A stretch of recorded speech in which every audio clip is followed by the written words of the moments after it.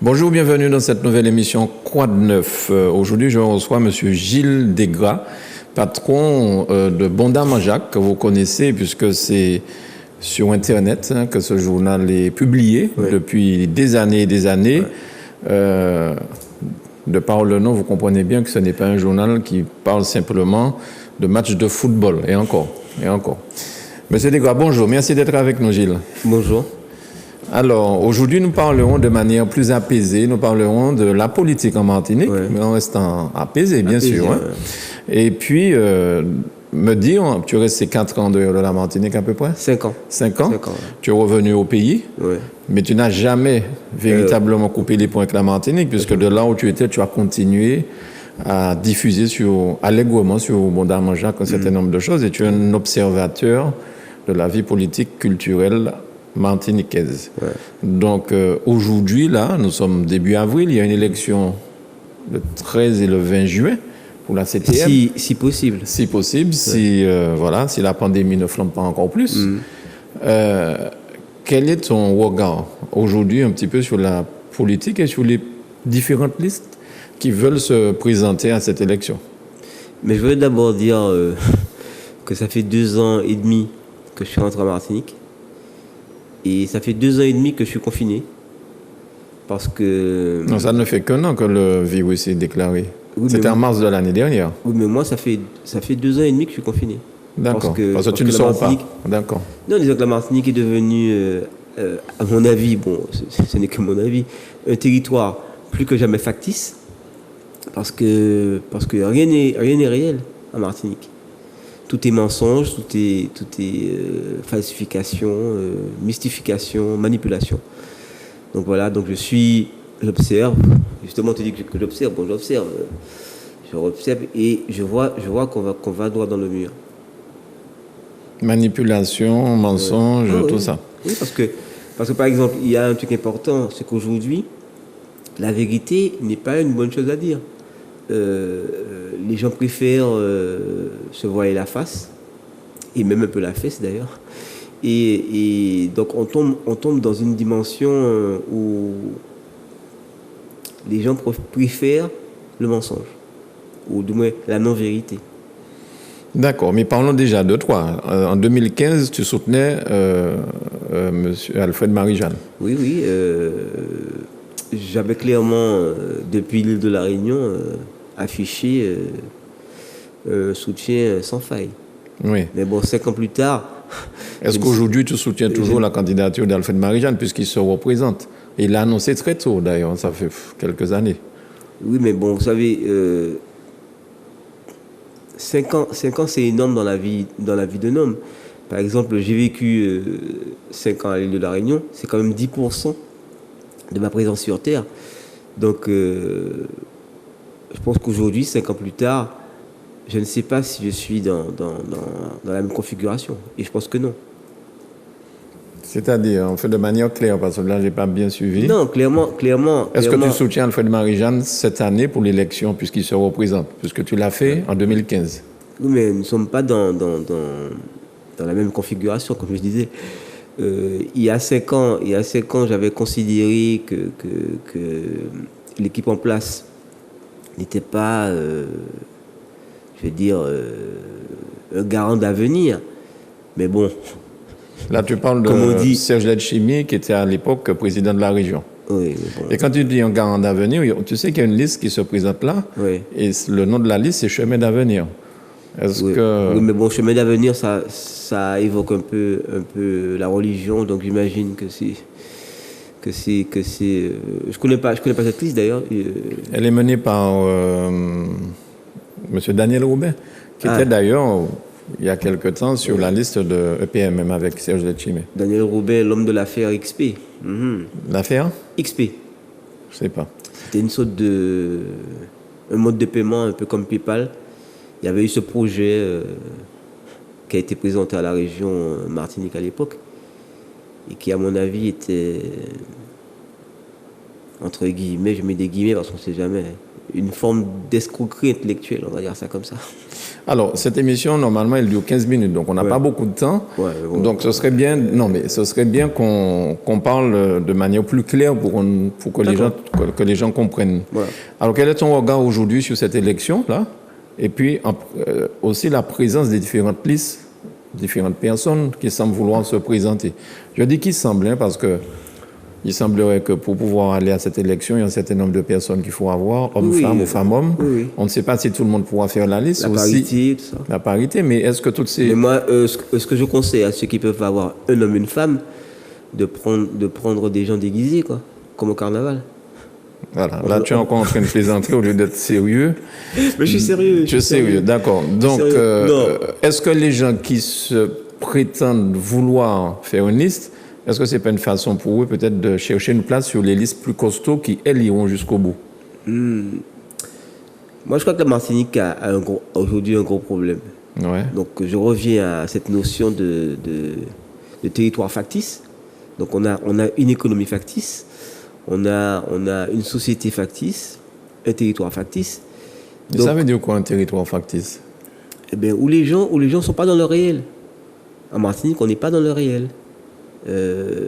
On a, par exemple, vous montez une entreprise en Martinique. Vous êtes français. Nous sommes français, bleu, blanc, rouge et compagnie.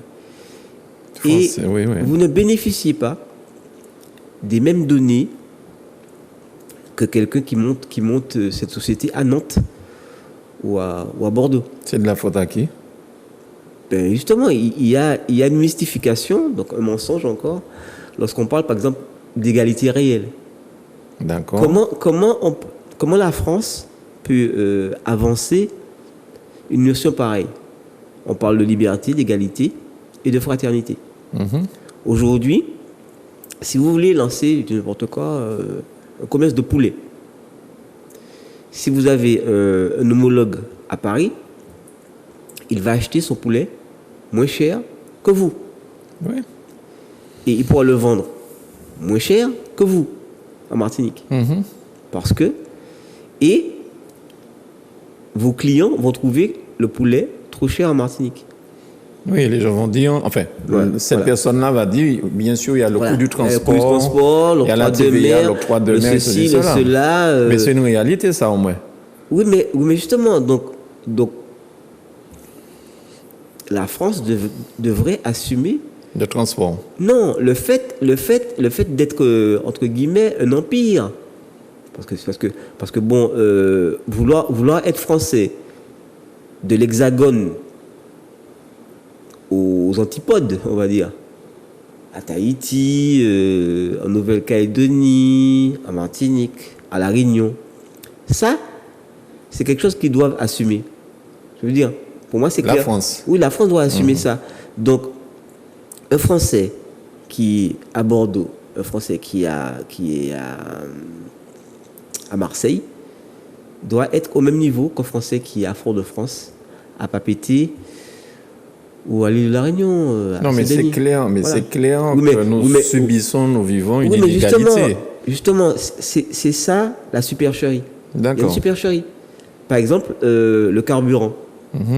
Dernièrement, j'ai encore noté, en tout cas, tout le monde l'a noté, que le carburant est raffiné en Martinique, il coûte moins cher en Guadeloupe, et à La Réunion, ça coûte encore moins cher.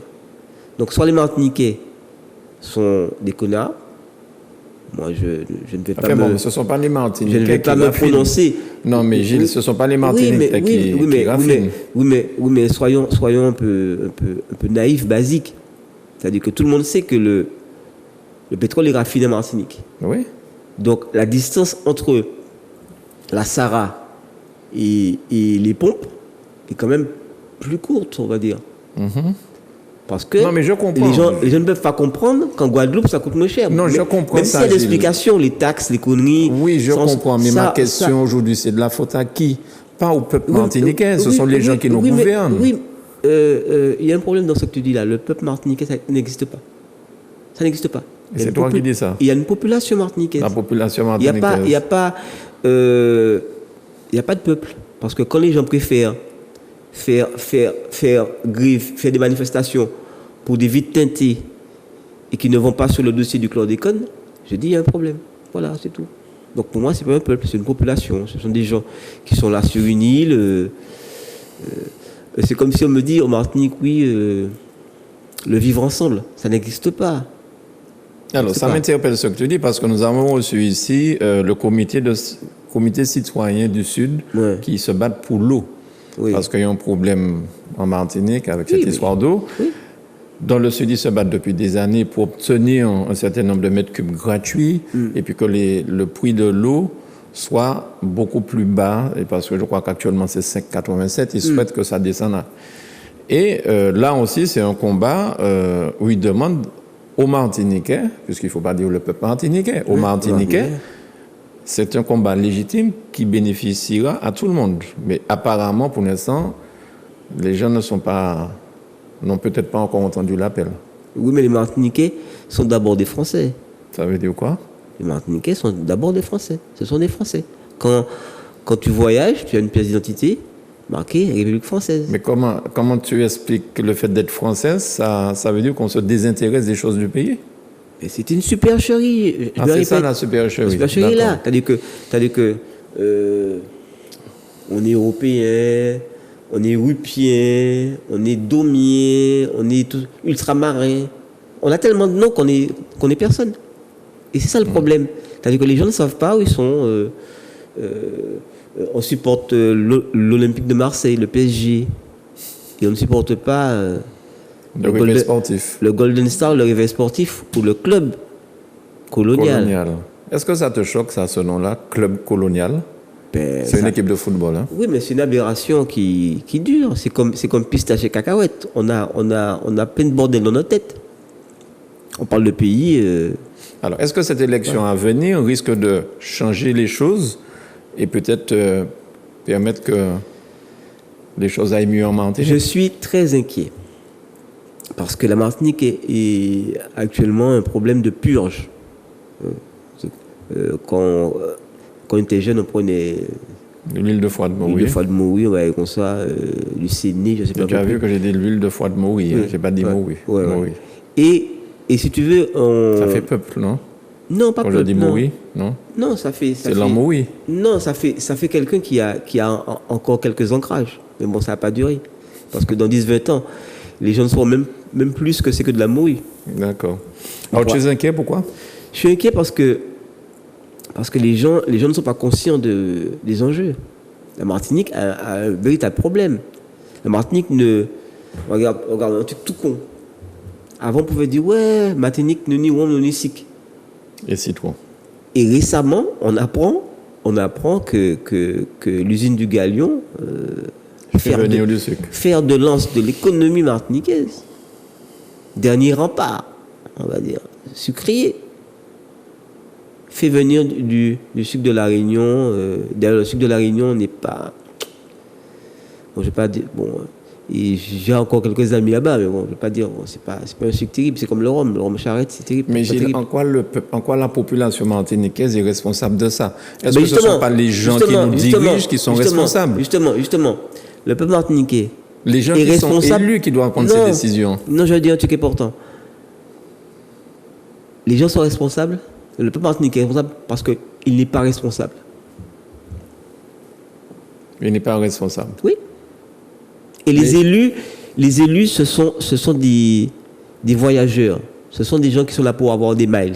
Point barre. Des miles? Des miles, oui, c'est pour voyager.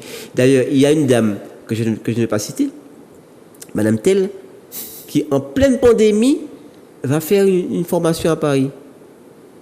Pour les besoins de son travail. Mais Gilles, c'est bien beau de charger la barque sur la population. Oui, mais la population de bonne foi... Attends, la population vote. C'est ce que j'allais te dire. La population de bonne foi vote pour un certain nombre de personnes pensant que ces gens-là feront le job. Et s'ils se font couillonner par ceux pour qui ils ont voté, quel que soit le bord politique de ces gens, la population n'est pas fautive. Maintenant, elle peut être fautive si elle remet encore une fois de plus les mêmes à la direction s'ils ne sont pas satisfaits de ce qui a été fait. Aujourd'hui, les gens ont les moyens de titiller leur intelligence. D'accord? Ils ont des... Tout le monde a les WhatsApp, tout le monde a téléphoniaux. Donc, ils ont les moyens d'avoir accès à la vérité. Est-ce que les gens ont envie d'entendre, Gilles? La vérité? Alors, non. Est-ce que les gens ont envie d'entendre? Parce que voilà une décision qui a été prise par le CSA, que nous quittions Non, mais laisse-moi aller jusqu'au bout. Que nous quittions la TNT, la télévision numérique terrestre, qui est gratuite. Oui.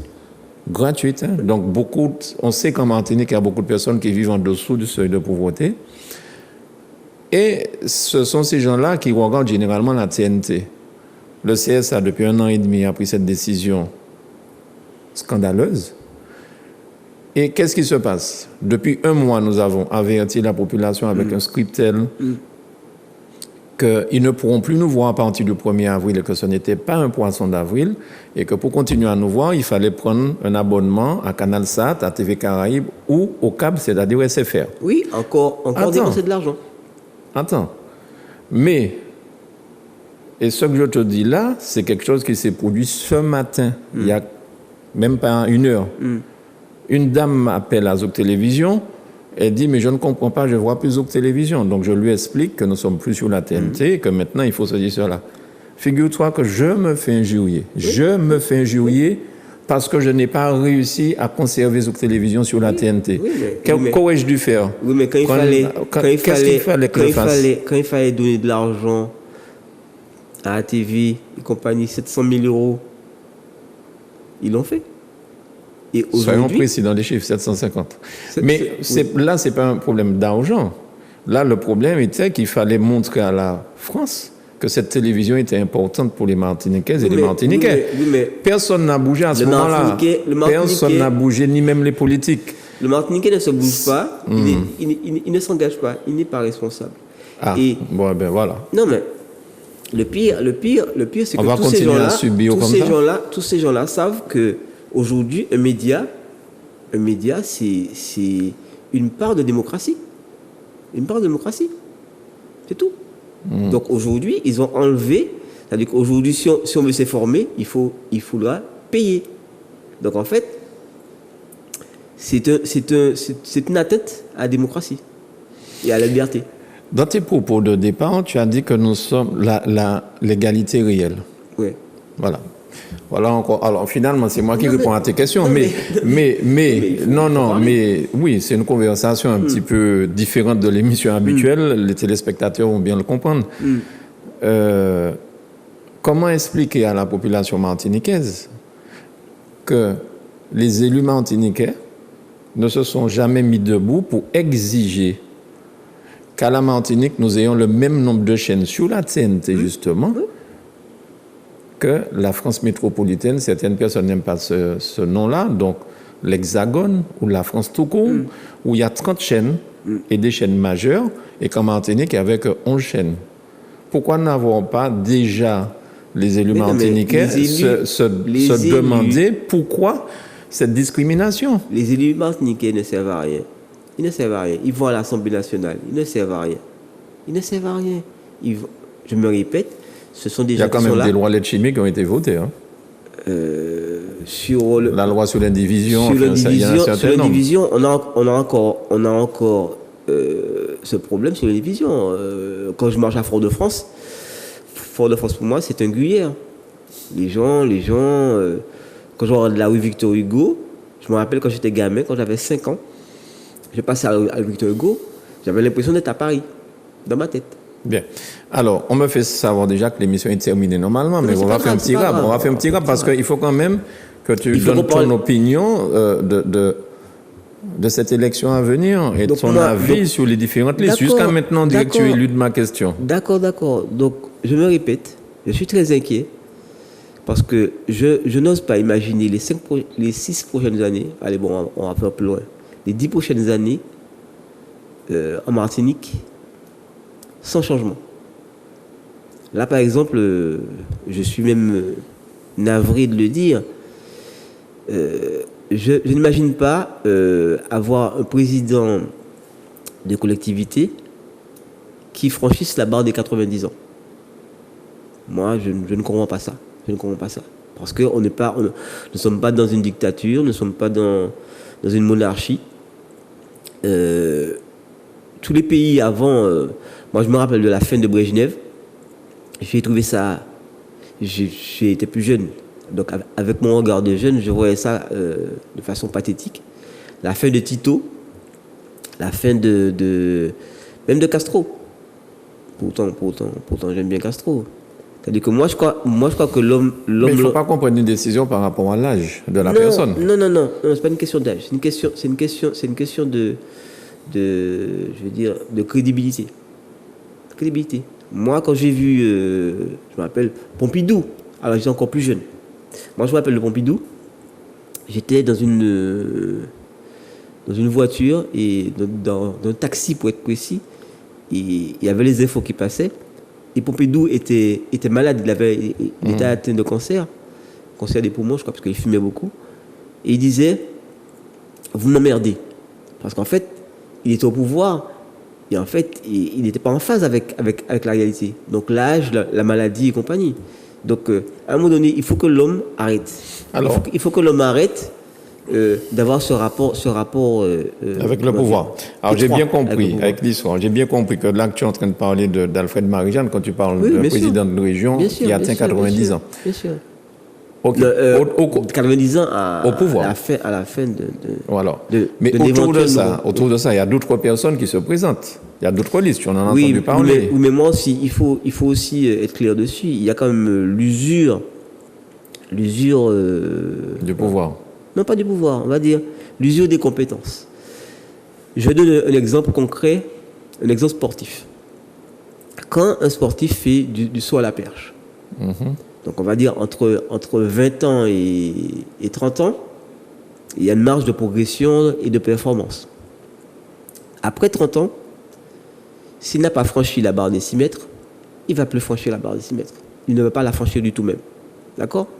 Donc moi, je ne crois pas au miracle en politique. C'est-à-dire que quelqu'un qui a fait, je veux dire, comment dire, un premier souhait à un pouvoir-là, je ne le vois pas revenir. D'accord ? Et c'est comme des gens presque tous ceux qui se présentent ont déjà goûté au pouvoir. C'est ça le problème. Quand je regarde par exemple Michel Branchi, je crois qu'il a 80 ans. Je ne sais pas, je ne connais pas son âge. Miguel Aventure a 75 ans. Alfred Marie-Jeanne a 85 ans. Je ne sais pas. Je n'ai pas à faire de commentaires, mais bon, les chiffres sont bavards. C'est tout. Et il faut que les gens comprennent. Ok, donc, au-delà de cette liste de mimes, les autres listes qui se présentent, est-ce que tu as un avis là-dessus ou est-ce que tu as un avis sur une liste qui aurait toutes les qualités requises pour pouvoir... J'ai pas d'avis. Moi, ce que je dis, c'est que aujourd'hui, la Martinique doit faire l'économie d'une errance nouvelle. Il faut bien que les gens votent. Oui, mais on ne va pas voter par défaut. Alors, j'ai par habitude de dire que le premier parti, c'est le parti des gens qui ne vont pas voter. C'est-à-dire, comment on dit ça encore ? Les abstentionnistes, c'est ça ? Les abstentionnistes, voilà. Ceux qui vont voter, généralement, ce sont des militants, ce sont des fanatiques. On peut les appeler aussi comme ça. Oui. Donc, résultat... Des gens qu'on tient aussi par les couilles. Peut-être. Ouais.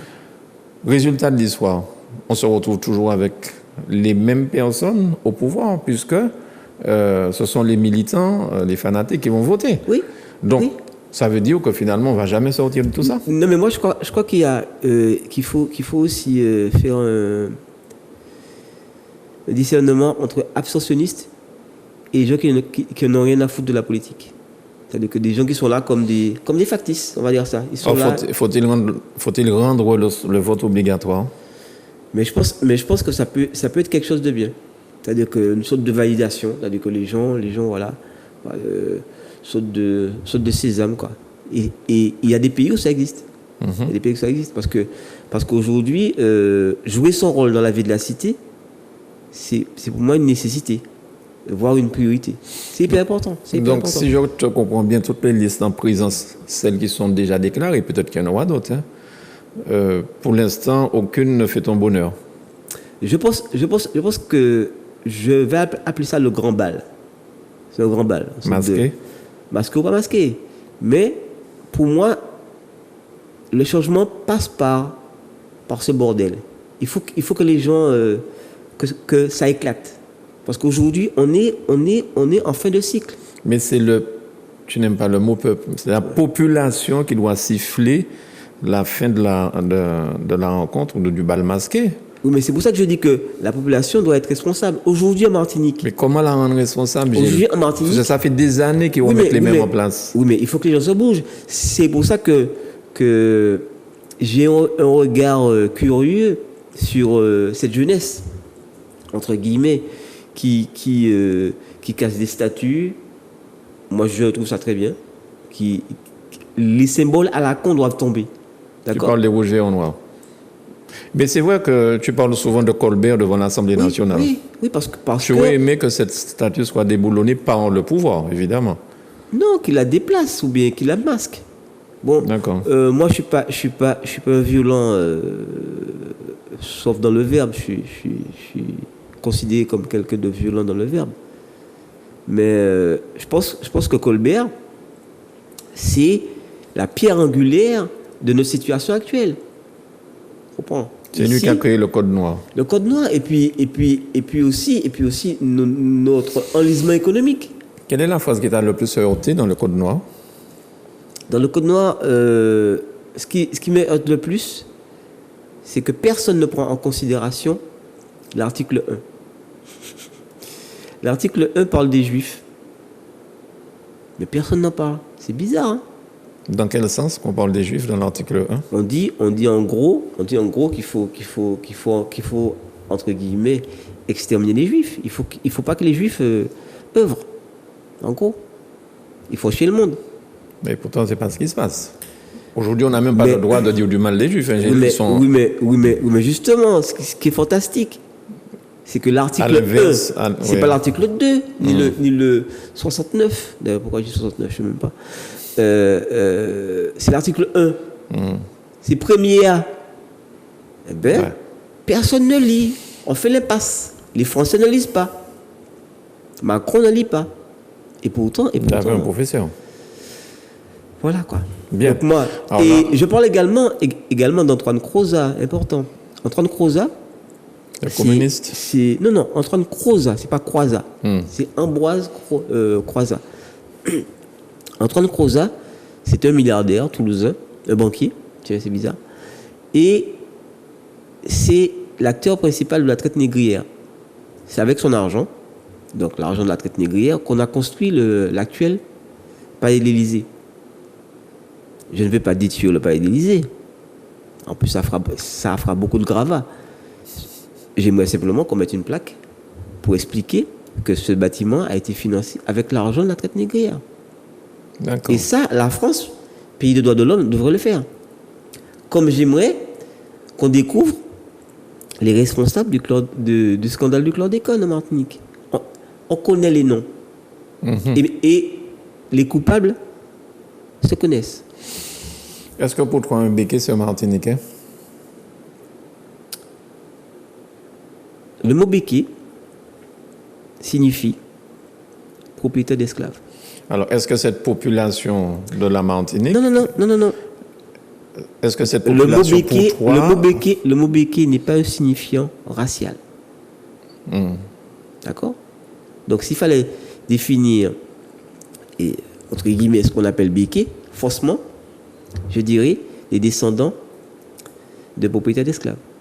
Mais ils ne sont quand même pas responsables de ce que leurs parents ou les aïeux ont fait il y a 100 ans peut-être, hein, ou 200 ans. S'ils ne sont pas responsables, ils n'ont qu'à rendre les terrains qu'ils ont eus sans être responsables. Et on revient au mot responsable. Voilà. Alors, je ne sais pas si c'est une manœuvre de ta part pour qu'on refasse une émission pour en savoir un petit peu plus, parce que là, on a largement débordé, et tu ne m'as toujours pas donné ton opinion sur... Non, mais débordons. Je ne peux pas, parce que derrière, il y a des émissions, donc malheureusement... Débordons. On va te recevoir une nouvelle fois avec grand plaisir pour réussir à t'arracher quelques explications sur les différentes listes qui sont censées se présenter. Tu vas m'inviter quand il y aura toutes les listes, comme ça, je vais donner mon avis. Mais c'est pour bientôt, on le saura. Ok, je suis d'accord. Mais concrètement, aujourd'hui, l'offre là, en plus, il y a peu de gens, ça sert à rien. Ça sert à rien. D'accord, très bien. Gilles, merci beaucoup. Ouais. Et j'aimerais saluer ma maman, parce qu'elle m'a dit de ne pas nommer un homme politique, donc je tiens à lui dire que j'ai tenu parole. Tu as tenu parole. Voilà. Et je tiens aussi à te saluer pour ta sagesse aujourd'hui dans cette Ah émission. non, mais écoute, moi je suis un gars sage. Très bien. Merci beaucoup, Gilles. Merci. Responsable créateur de Bon Dame Jacques que vous trouvez sur le net. En attendant, peut-être que ça existe en papier. Pas créateur, puisque ça, c'est Jean-Marc Romer qui avait créé Bon Dame Disparu Jacques. depuis. Oui, Ouais. qui a créé ça avec moi, mais bon, c'est lui qui l'a créé. D'accord, très bien. Merci pour ta franchise. C'est ce que tu demandes d'ailleurs à tout le monde d'être un petit peu plus franc, c'est ça? Merci beaucoup, Gilles. Merci à Manuela pour la réalisation. Merci chez vous. Et nous attendons aussi vos avis sur zouktv@gmail.com. Lorsque vous voyez ces émissions, vous pouvez donner votre avis aussi sur Facebook. Comme ça permet à l'invité de voir s'il a été bien perçu par la population martiniquaise. Vous avez compris que je ne veux pas dire peuple pour ne pas le froisser. À bientôt.